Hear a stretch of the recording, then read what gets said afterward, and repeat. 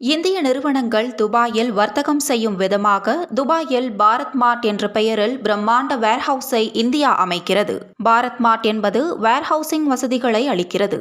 இந்திய நிறுவனங்கள் துபாயில் வர்த்தகம் செய்ய விரும்பினால் இந்த வேர்ஹவுசிங் வசதியை பயன்படுத்திக் கொள்ளலாம். ஏற்றுமதியாளர்கள் தங்கள் தயாரிப்புகளை ஒரே கூரையின் கீழ் காட்சிப்படுத்த பாரத் மார்ட் ஒரு தளமாக இருக்கும் என எதிர்பார்க்கப்படுகிறது.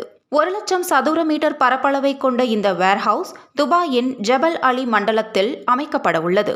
இது சில்லறை ஷோரூம்கள், கிடங்குகள், அலுவலகங்கள் மற்றும் பிற வசதிகளை கொண்டிருக்கும். இந்த மால் வரும் 2025ஆம் ஆண்டு முதல் முழுமையாக செயல்பாட்டிற்கு வரும் என தெரிவிக்கப்பட்டுள்ளது. ஒரே குடையின் கீழ் இந்திய தயாரிப்புகள் பலவற்றை வாங்க முடியும் என்பது கூடுதல் சிறப்பு. இதற்கான அடிக்கல் நாட்டு விழா நேற்று நடைபெற்றது. பிரதமர் நரேந்திர மோடி மற்றும் ஐக்கிய அரபு எமிரேட்ஸ் துணைத் தலைவர் முகமது பின் ரஷித் அல் மக்தூமும் அடிக்கல் நாட்டினார். சீன அரசு தங்கள் நாட்டில் தயாரிக்கப்படும் பொருட்களை வெளிநாடுகளில் கிடைக்க செய்யும் வகையில் டிராகன் மார்ட் என்ற வசதியை அறிமுகம் செய்தது. துபாயில் சீனாவின் டிராகன் மார்ட் உள்ள நிலையில் இந்தியா தற்போது பாரத் மார்ட்டிற்கு அடிக்கல் நாட்டியுள்ளது குறிப்பிடத்தக்கது.